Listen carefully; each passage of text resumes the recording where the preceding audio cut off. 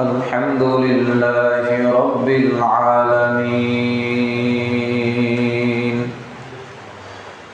والصلاة والسلام على سيد الأنبياء والمرسلين وعلى آله وأصحابه أجمعين. أما بعد فأعوذ بالله من الشيطان الرجيم.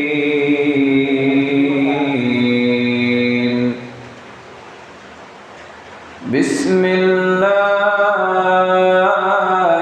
الرحمن الرحيم. والعصر إن الإنسان لفي خسر إلا الذين آمنوا وعملوا الصالحات وتواصوا بالحق وتواصوا بالصبر. صدق الله العظيم صدق رسوله النبي الكريم ونحن على ذلك من الشاهدين والشاكرين والذاكرين والحمد لله رب العالمين.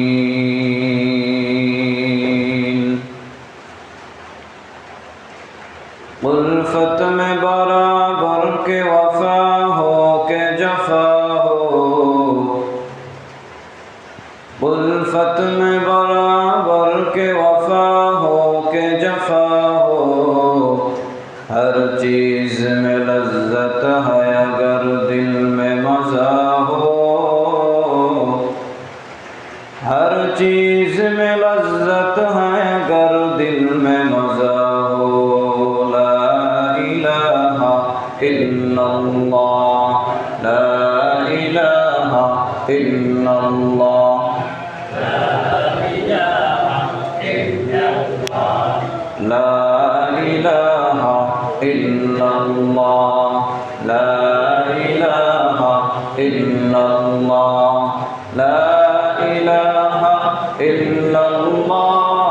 ला इलाहा इल्लल्लाह ला इलाहा इल्लल्लाह ला इलाहा इल्लल्लाह ला इलाहा इल्लल्लाह ला इलाहा इल्लल्लाह ला इलाहा इल्लल्लाह ला इलाहा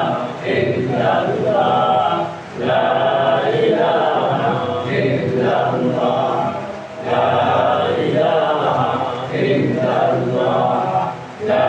इलाहा इल्लल्लाह ला इलाहा इल्लल्लाह ला इलाहा इल्लल्लाह ला इलाहा इल्लल्लाह ला इलाहा इल्लल्लाह ला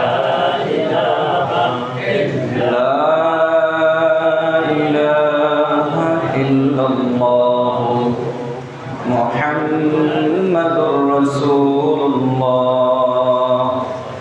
सल्लल्लाहु अलैहि वसल्लम। আল্লাহ পাকের দরবারে লাখ কোটি শুকর ও সুজুদ যে মহান আল্লাহ পাক রব্বুল আলামিন আমাদেরকে জুমার দিন জুমার মসজিদে আসার বসার তৌফিক যে আল্লাহ দান করেছেন, সবাই শুকরিয়া আদায় করি আলহামদুলিল্লাহ।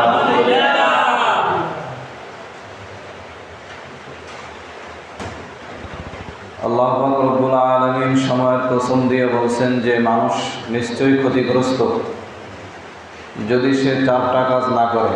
কয়টা কাজ? 4টা কাজ। 1 নম্বর হইল নিজেরা ঈমান আনবে। নিজেরা কি আনবে? ঈমান। ঈমান সম্পর্কে কথা চলতেছিল। ঈমান বড় দামি সম্পদ। ঈমান না থাকলে আমল করলে কোনো লাভ হবে না। যার ঈমানই নাই তার ভালো কাজের কোনো দাম নাই। সে সারাদিন সেজদা দিয়ে পড়ে থাকলেও কোনো লাভ হবে না, কারণ তার কি নাই? ঈমান নাই। মুসলমানের সর্বপ্রথম সবচেয়ে বড় দায়িত্ব হলো তার ঈমানকে পরিশুদ্ধ করা, ঈমানকে ঠিক করা। ঈমান যদি ঠিক থাকে অল্প আমলও নাজাতের জন্য যথেষ্ট হবে, যদি ঈমান ঠিক থাকে। আর ঈমানই যদি ঠিক না থাকে তাহলে শত আমল করলেও কোনো লাভ নাই।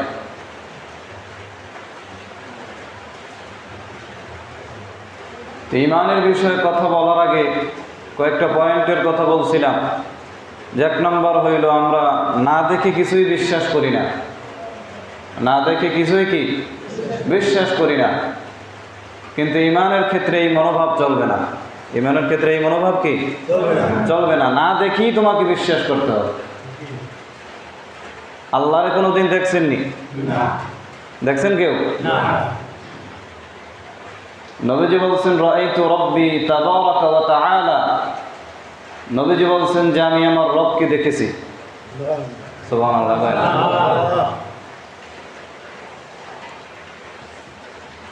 আল্লাহরে কোনোদিন দেখি নাই, না দেখিও বিশ্বাস করি কি করি না? করতে হবে, এটার নাম ঈমান। ঈমানের ক্ষেত্রে যে বিষয়গুলো আমাদেরকে বিশ্বাস করতে হবে, 1 নম্বর হইল আল্লাহর প্রতি বিশ্বাস রাখতে হবে। আল্লাহ যে একজন আছেন একথা বিশ্বাস করতে হবে। 2 নম্বরে আল্লাহ পাকের পাঠানো নবীদের প্রতি বিশ্বাস রাখতে হবে। আল্লাহ যে নবী রাসূল পাঠাইছেন এটার প্রতি কি রাখতে হবে? 3 নম্বর আসমানি কিতাবের প্রতি বিশ্বাস রাখতে হবে। 4 নম্বর ফেরেশতাদের প্রতি বিশ্বাস রাখতে হবে। 5 নম্বর পরকালের প্রতি বিশ্বাস করতে হবে। পরকাল যে একটা আছে, আসবে আমাদের জীবনে, বিশ্বাস করি কি করি না? 6 নম্বর হইল তাকদীরের প্রতি বিশ্বাস করতে হবে। মৌলিকভাবে এই 6টা জিনিস বিশ্বাস করতে হবে ঈমানের ক্ষেত্রে। আল্লাহর প্রতি যদি বিশ্বাস করতে হয় তাহলে আমাদেরকে তার মানে হইল 3টা জিনিস আমাদেরকে মানতে হবে। 1 নম্বর হইল আল্লাহর অস্তিত্বকে বিশ্বাস করতে হবে। আল্লাহর অস্তিত্বকে কি বিশ্বাস করতে হবে। যারা আল্লাহ পাকের অস্তিত্বে বিশ্বাস করে না তাদেরকে বলা হয় নাস্তিক। তাদেরকে কি বলা হয়? নাস্তিক। আর যারা বিশ্বাস করে তারা হলো মুমিন। যারা বিশ্বাস করে না, বিশ্বাস না করার কারণ হইল তারা আল্লাহকে দেখে না। তারা আল্লাহকে দেখে না, এজন্য তারা বিশ্বাস করে না।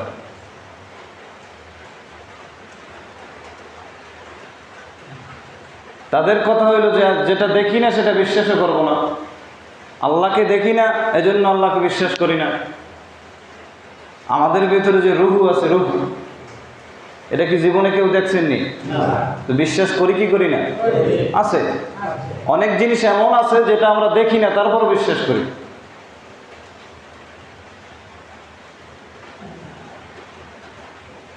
ইমাম আবু হানিফা রাহমাতুল্লাহি আলাইহির কাছে কয়েকজন নাস্তিক গেছেন যে হযরত আল্লাহ যে আছেন তার প্রমাণ কি? এই ব্যাপারে আপনার সাথে বহাস হবে অমুক দিন অমুক টাইমে। বহাসের জন্য ডাকছেন। অনেক নাস্তিক বসা মজলিসে। যেই সময় যাওয়ার কথা ছিল ইমাম আবু হানিফা রহমতুল্লাহ আলাই, সে সেই সময় যায় নাই। সে সেই সময় কি যায় নাই, একটু লেট করে গেছে। নাস্তিকদের তো মাথা গরম হয়ে গেছে, কি ব্যাপার, হুজুরের তো ওয়াদাই ঠিক নেই, এর সাথে কি বহাস করবো। আরে বললাম কয়টা আসতেছে না, এখন এত দেরি হয়ে গেল। তো লেট করার পরে আসছে, শেষ পর্যায়ে আসছে পর বলতেছে আপনার সাথে কোনো বহাস নাই, আপনি ওয়াদা ঠিক রাখেন নাই। ইমাম আবু হানিফা রহমাতুল্লাহ আলাই বলতেছে, শোনো, আমার কেন দেরি হইল সেটা তো শুনবা। বলে কেন দেরি হইল? বলে আমি আসার পথে বড় একটা নদী বাজছে, সাগর। ওই নদী আমি কেমন করিয়া পাড়ি দিব? নদীর ঘাটে কোনো নৌকাও নাই, কোনো মানুষও নাই, পাড়ি দেওয়ার কোনো সুযোগ নাই। হঠাৎ করে আমি তাকায় দেখতেছি বড় বিশাল একটা গাছ এমনি এমনি পড়িয়া গেল। এমনি এমনি গাছটা ফাড়িয়া তক্তা হয়ে গেল। তক্তা হওয়ার পর এমনি এমনি তক্তাগুলো জোড়ায়া জোড়ায়া কেমন জানি একটা নৌকা তৈরি হয়ে গেল। তারপরে আমি তাকায় দেখতেছি, আমি নৌকায় ওঠার পর এমনি এমনি নৌকা কেমন জানি এপার থেকে ওপার চলে গেল।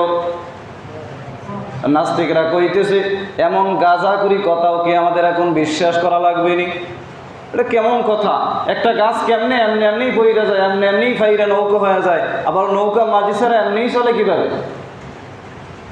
ইমাম আবু হানিফা রহমাতুল্লাহ আলাই ডাক দিয়া বলতেছে, তাহলে তোমাদের সাথে আমার বহাস শেষ। বলে কেন? বলে একটা গাছ যদি এমনি এমনি না পড়তে পারে, একটা গাছ যদি ফাইরা এমনি এমনি তক্তা না হইতে পারে, একটা তক্তা যদি এমনি এমনি নৌকা হইতে না পারে, একটা নৌকা যদি মাঝি ছাড়া চলতে না পারে, তাহলে আসমান জমিন আল্লাহর এত কুদরত, এগুলো কোনো মালিক ছাড়া চলতে পারে না। এগুলোর মালিক একজন আছে না নাই? আওয়াজ দিয়ে বলেন, তার নাম কি? এগুলোর একজন মালিক আছে, আল্লাহ। আল্লাহ ছাড়া এগুলো চলে না। সকালবেলা সূর্য উঠে, কে উঠেই দিতেছে? কথা বলেন, কে উঠায়? সন্ধ্যাবেলা ডুবায় কে? আল্লাহ ছাড়া এগুলো চলে কিভাবে? আমরা যে চলতেছি, হাঁটতেছি, চলতেছি, কথা বলতেছি, এগুলো কার ইশারায় হয়? এমনকি একটা গাছের পাতা কিভাবে পড়বে, কোন জায়গায় পড়বে, এটাও একজনে জানে। তিনি কে? এটা পড়ার পরে জানে না, পড়ার আগেই তিনি জানেন। আগে না পরে? আগেই তার জানা আছে যে এটা কোন জায়গায় পড়বে।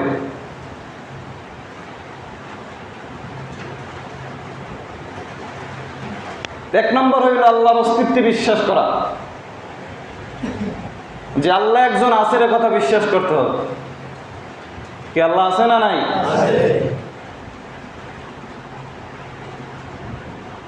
ঈমান বড় দামি, মূল্যবান এক জিনিস।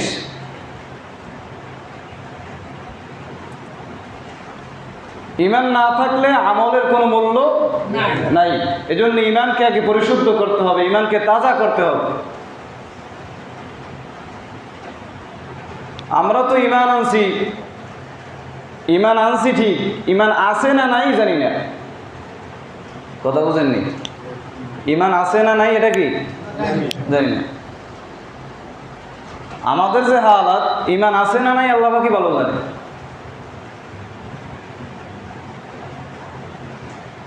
ঈমান কত দামি। মানুষ, মুমিন যারা, খাঁটি ঈমানদার যারা, নিজের জীবন দিতে পারে কিন্তু ঈমান দিতে পারে না। কিন্তু ঈমান কি দিতে পারে না। ঈমানদারের কাছে তার ঈমান অনেক দামি।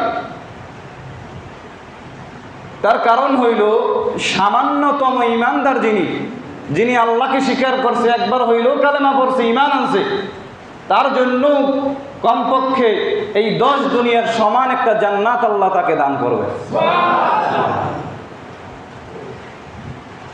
এই দুনিয়ায় যত মানুষ আসছে, আসবে, চলে গেছে, সকলের জন্যই আল্লাহ পাক জান্নাতে একটা ঘর বানায় রাখছে।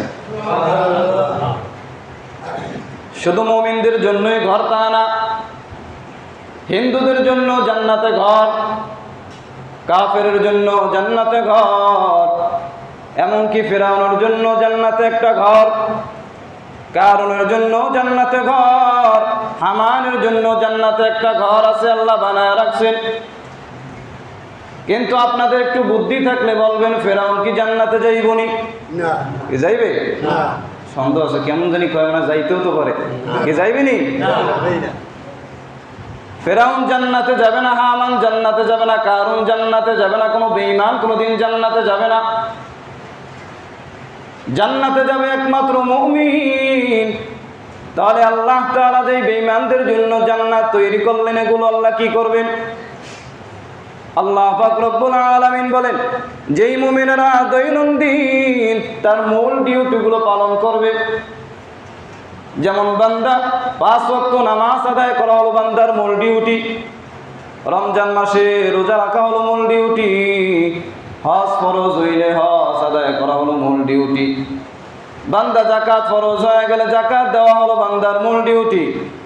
এই মূল ডিউটিগুলো যারা পালন করবে, আমি আল্লাহ তাআলা এই মূল ডিউটির কারণে যার জন্য যেই জান্নাত আমি আল্লাহ বানাইলাম, সেই জান্নাত আমি আল্লাহ তাকে দান করে দিব।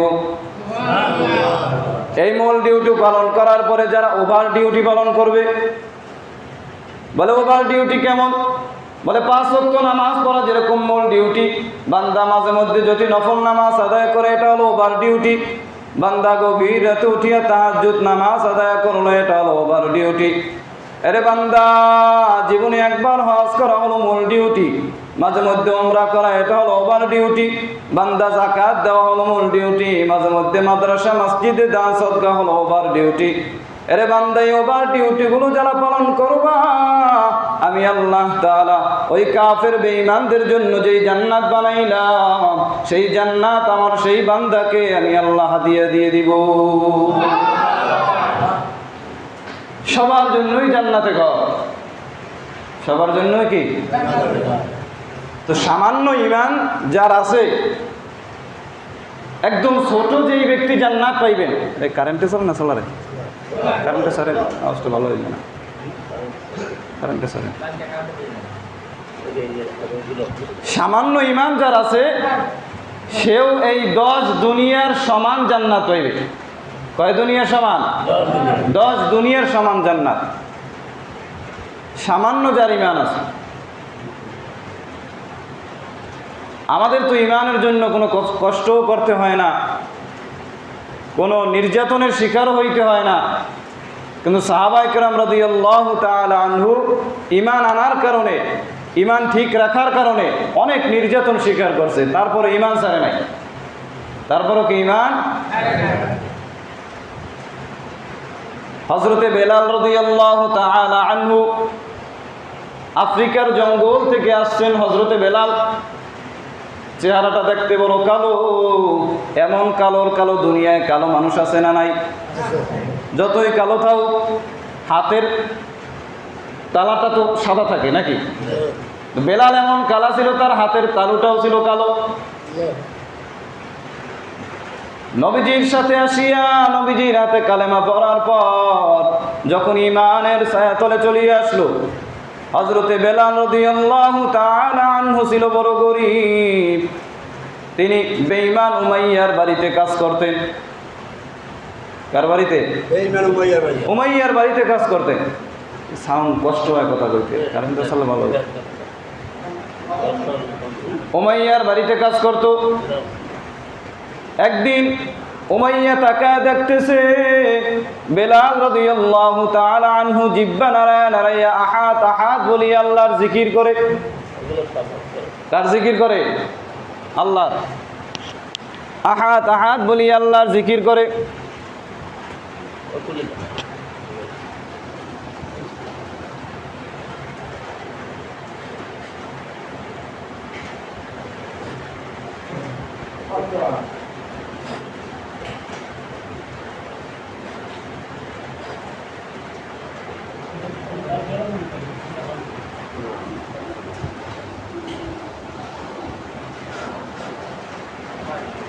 হ্যালো। হ্যালো মাইকে গেছে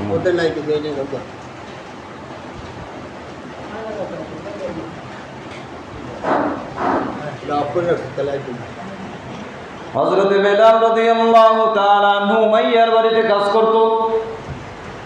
একদিন উমাইয়া তাকায় দেখতেছে যে বেলাল রাদিয়াল্লাহু তাআলা আনহু জিহ্বা নাড়াইয়া আহাদ আহাদ বলি আল্লাহ পাকের জিকির করে। কার জিকির করে? আওয়াজ দিয়ে বলে আল্লাহর জিকির করে।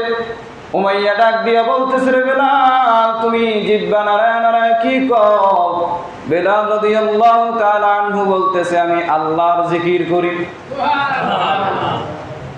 উমাইয়া বলতেছে আল্লাহ আবার কে? বেলাল বলতেছে তোমার যিনি বানাইছেন তিনি হলেন আমার আল্লাহ। উমাইয়ার মাথা গরম হয়ে গেল, ডাক দিয়া বলতেছে বেলাল, একবার আল্লাহকে ডাকছো আমি বাধা দিলাম না, কিন্তু সাবধান আর যেন আওয়াজ না শুনি।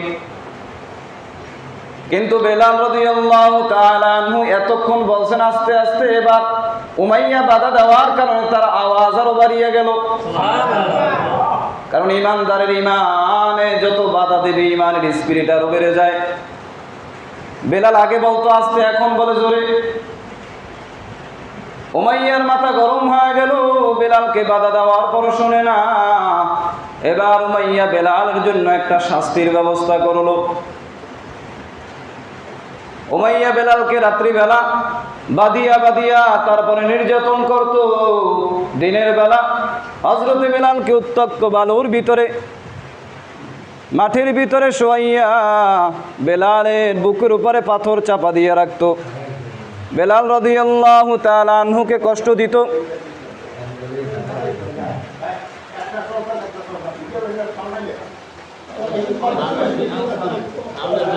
দেন দেন সারেন সারেন। বেলাল রাদিয়াল্লাহু তাআলা আনহুকে কষ্ট দিত। উত্তপ্ত বালুর ভিতরে শোয়াইয়া তার ভিতরে উপরে তার পিঠের উপরে বুকের উপরে পাথর চাপা দিয়ে রাখত। মাঝে মধ্যে হযরতে বেলালকে বালুর ভিতরে শোয়াইয়া হাতে পায়ে রশি লাগাইয়া তারপরে রশির অন্য পাশ ঘোড়ার পায়ের ভিতরে লাগাইয়া তারপরে ঘোড়া চলতেছে হযরতে বেলাল রাদিয়াল্লাহু তাআলা আনহু ওই বালুর ভিতরে উত্তপ্ত বালুর ভিতরে হেসরাইতেছে ঘোড়ার পিছনে পিছনে। হযরতে বেলাল রাদিয়াল্লাহু তাআলা আনহু এই কষ্ট সহ্য করি আল্লাহকে ডাক দিয়া বলে রে আল্লাহ, এই দুনিয়ার কষ্ট সহ্য করা যায়, এই দুনিয়ার সব কষ্ট সহ্য করতে আমি রাজি আছি। ওগো মাওলা, তারপর ওই জাহান্নামে আমি জ্বলতে চাই না। ইমানের কারণে হযরতে বেলালের কত দাম। প্রতিমধ্যে হযরতে আবু বকর সিদ্দিক রাদিয়াল্লাহু তাআলা আনহু রাস্তা দিয়া যায়। ওই নির্যাতন দেখি আবু বকর সহ্য করতে পারে নাই, গিয়া বলতেছে উমাইয়া, তোমাদের দলের একজন গোলাম আমার কাছে আছে, তাকে নিয়ে তুমি বেলালকে ছেড়ে দাও, তা না হয় বেলালকে আমার কাছে বিক্রি করে দাও। হযরতে আবু বকর রাদিয়াল্লাহু তাআলা আনহু বেলালকে কেনার জন্য প্রস্তুত হয়ে গেলেন। এই খবর শোনার পরে পয়গম্বর আবু বকরকে জানায় দিলেন যে আবু বকর, বেলালকে যে তুমি ক্রয় করবা তার ভিতরে আমাকেও কিছু টাকা শরীক রাখিও।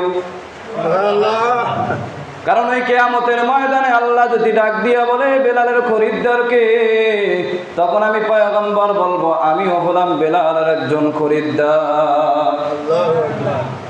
তার কারণ হইল আবু বকর, তুমি বেলালকে কতটুকু চেনো আমি জানি না, কিন্তু আমি পয়গম্বর মেরাজে যাওয়ার পরে জান্নাতে আমি বেলালের হাঁটার আওয়াজ শুনতে পেয়েছি। ওই বেলাল কত দামি। পয়গম্বর আলাইহিস সালাতু ওয়াস সালাম মদিনা থেকে সাহাবায়ে কেরামদেরকে নিয়ে বিজয়ের স্লোগান দিয়া মক্কায় চলে আসলো। মক্কা বিজয় হয়ে গেছে, পয়গম্বর বড় খুশি, সাহাবায়ে কেরাম রাদিয়াল্লাহু তাআলা আনহু বড় খুশি। এই মক্কায় বেঈমানেরা থাকতে দেয় নাই, কত নির্যাতন করলো। এই মক্কায় বসিয়ে ইসলামের দাওয়াত দিতে দেয় নাই, কত নির্যাতন বেঈমানেরা করলো। কিন্তু আজকে এই মক্কা বিজয় হয়ে গেছে, পয়গম্বর বড় খুশি। পয়গম্বর হাতের ভিতরে একটা লাঠি নিয়া কাবার ভিতরের মূর্তিগুলো ভেঙে দিতেছে। হযরত আলী রাদিয়াল্লাহু তাআলা আনহুকে ডাক দিয়া বলতেছে, রে আলী, জমজমের পানি দিয়া কাবা ঘরটাকে সুন্দরভাবে পরিষ্কার করে দাও। আজকে আমরা ওপেন জোহরের আজান দিয়ে আজকে জোহরের নামাজ আদায় করব। আজকে মক্কা বিজয় হয়ে গেছে, আজকে হবে মক্কা বিজয়ের নামাজ। আজকে আজান দিয়ে আমরা ওপেন নামাজ পড়ব, কেউ আমাদের বাধা দিতে পারবে না, কারণ মক্কা স্বাধীন হয়ে গেছে, বিজয় হয়ে গেছে। পয়গম্বর আলাইহিস সালাতু ওয়াস সালাম এই কথা বলার পরে হযরত আলী রাদিয়াল্লাহু তাআলা আনহু জমজমের পানি দিয়া মক্কাকে ধুইয়া পরিষ্কার করিয়া ফেললেন, পবিত্র করিয়া ফেললেন। এবার পয়গম্বর চিন্তায় পড়িয়া গেছে, আজকে যে বিজয়ের আজান কে দিবে? বিজয়ের আজান যে দিবে তার কপাল বড়ই ভালো, তার কপাল খুলিয়া যাইবে। কে দিবে আজকে বিজয়ের আজান? পয়গম্বর আলাইহিস সালাতু ওয়াস সালাম সাহাবায়ে কেরামদেরকে নিয়ে পরামর্শের জন্য বসলেন। পয়গম্বর আলাইহিস সালাতু ওয়াস সালাম সবাইকে ডাকিয়া পরামর্শ আরম্ভ করলেন, কে দিবে আজকে বিজয়ের আজান? সাহাবায়ে কেরামদের ভিতরে একজন দাঁড়ায় গেলেন, দাঁড়ায় বলতেছে, রে পয়গম্বর, আজকের বিজয়ের আজান কেউ দিবে না। আজকের বিজয়ের আজান দিবে আপনার সাহাবী হযরতে আবু বকর সিদ্দিক রাদিয়াল্লাহু তাআলা আনহু। কারণ পয়গম্বর, আপনার দুঃখের সময় আবু বকর ছিল আপনার সঙ্গী। আপনি তো বলেছেন সারা দুনিয়ার মুমিনের নেক আমল যদি এক পাল্লায় দেওয়া হয়, আর আবু বকরের নেক আমল যদি এক পাল্লায় দেওয়া হয়, তারপরও আবু বকরের নেক আমলের পাল্লা বড় ভারী হয়ে যাইবে। আরে পয়গম্বর, আজকে বিজয়ের আজান কেউ দিবে না। আজকের বিজয়ের আজান দিবে আপনার সাহাবী হযরতে আবু বকর। পয়গম্বর বললেন, আপনি বসেন। আরেকজন দাঁড়ায় গেলেন, আরেকজন দাঁড়ায় বলতেছে, রে পয়গম্বর, আজকের বিজয়ের আজান দিবে আপনার সাহাবী ওমর। কারণ পয়গম্বর, আপনি মক্কায় বসিয়া মাত্র 39 জন সাহাবী নিয়ে গোপনে গোপনে ইসলামের দাওয়াত দিতেন। এ পয়গম্বর, প্রকাশ্যে ইসলামের দাওয়াত দেওয়ার সুযোগ আপনার হয় নাই। কিন্তু 40 জনের ভিতরে যখন হযরত ওমর রাদিয়াল্লাহু তাআলা আনহু ইসলাম গ্রহণ করলেন, হযরত ওমর রাদিয়াল্লাহু তাআলা আনহু মক্কার হাতেমে দাঁড়ায়া তরবারি হাতে নিয়ে ডাক দিয়া বলতেছিল, বেঈমানেরা, আজকে ইসলামের দাওয়াত হবে, কে বাধা দিবি? আয়। ও পয়গম্বর, ওমরের কারণে ইসলামের আওয়াজ বুলন্দ হয়ে গেল। আরে পয়গম্বর, আপনি তো বলছেন আপনার পরে যদি আল্লাহ তাআলা কোনো নবী দুনিয়ায় পাঠাইতেন, তাহলে সেই নবী হইতো আপনার সাহাবী হযরত ওমর।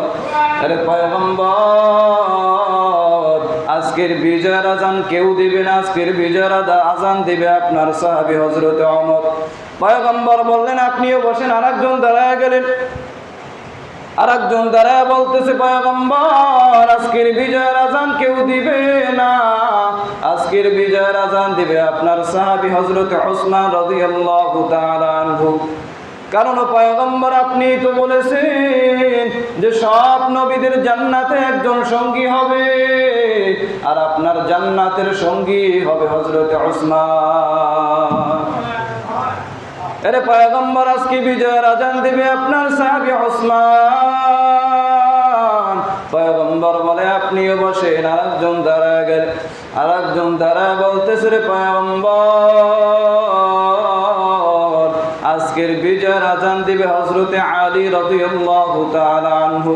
কারণ পয়গম্বর, আপনি যখন মেরাজে গেছিলেন, আপনার জায়গায় হযরতে আলীর শোয়াইয়া আপনি মদিনায় হিজরত করতে চলিয়া গেছিলেন। আরে পয়গম্বর,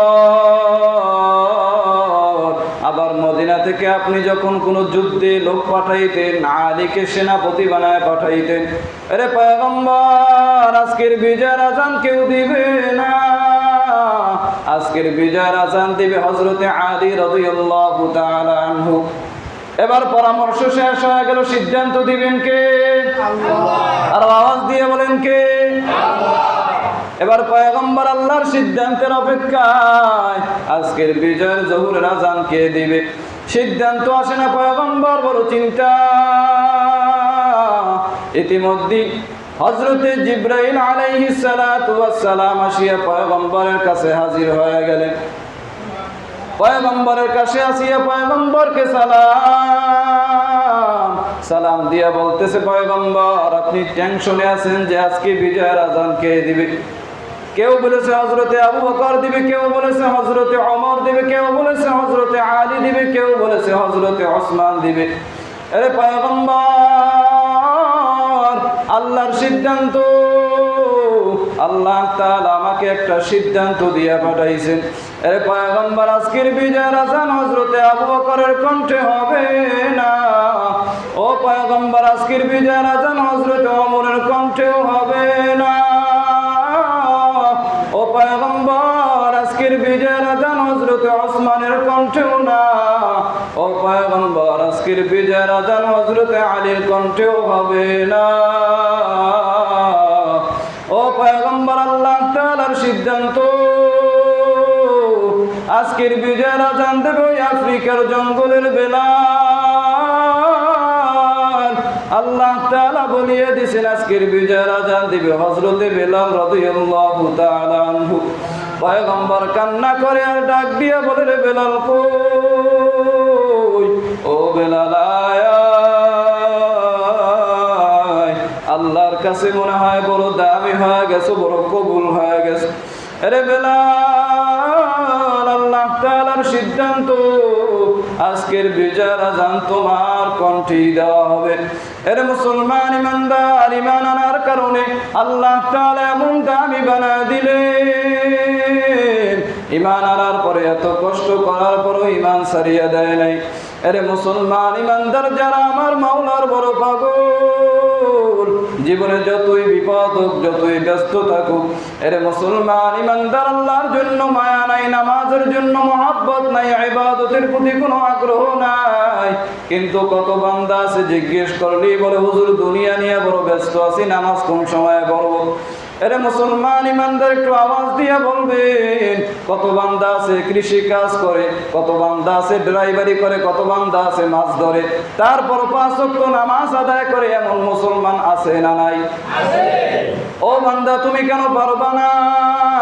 কপাল বুঝি পুড়িয়া গেল রে ভাই, এখনো পর্যন্ত নামাজ ধরতে পারো না, এখনো পর্যন্ত মাওলার পাগল হইতে পারো নাই, জাহান্নামের ভয় অন্তরে নাই। আল্লাহ তাআলার পয়গম্বর বলে, উম্মতের দল এক জাররা পরিমাণ গুনাহ নিয়ে কবরে আসলে সেই এক জাররা পরিমাণ গুনার শাস্তি তোমাকে ভোগ করতেই হবে। এজন্য ঈমান আনিয়ে আমল করি আল্লাহ তাআলার জান্নাতে যাওয়ার চেষ্টা করা লাগবে। আল্লাহ পাক রব্বুল আলামিন বলেন, দুনিয়ার মানুষ আমি আল্লাহ তাআলার ইবাদত করো, আমি আল্লাহকে ডাকো, আমি আল্লাহকে বেশি বেশি স্মরণ করো। তোমরা যদি আমি আল্লাহকে স্মরণ রাখো, তাহলে আমি আল্লাহ তাআলাও তোমাদেরকে স্মরণ রাখবো। এর মুসলমান ইমানদারের জন্য ঈমানকে মজবুত করতে হবে, আমলকে মজবুত করতে হবে, 5 ওয়াক্ত নামাজ জামাতের সহিত আদায় করতে হবে, নবীর সুন্নাত ওয়ালা জিন্দেগি করতে হবে। আল্লাহ পাক রব্বুল আলামিনের কাছে তওবা করি, আমিও তওবা করি, আপনারাও তওবা করেন আল্লাহ। আর জীবনেও গুনাহ করব না, নেকির কাজ ছাড়ব না, মা বাবার খেদমত করব, 5 ওয়াক্ত নামাজ জামাতের সহিত আদায় করব, নবীর সুন্নাত ওয়ালা জিন্দেগি করব। তওবা করার যদি খাঁটি নিয়ত হয়, খাঁটি নিয়তে তওবার নিয়তে দুটো হাত আমার আল্লাহকে দেখায় দেন। আয় আল্লাহ, আমাদের সকলের হাত আপনি কবুল করে নেন, আমাদের তওবা কবুল করে নেন, তওবার উপরে মজবুত হইয়া চলার তৌফিক দান করেন, আমিন। ওয়া আখির দাওয়ানা আলহামদুলিল্লাহি রাব্বিল আলামিন। আসসালামু আলাইকুম ওয়া রাহমাতুল্লাহ।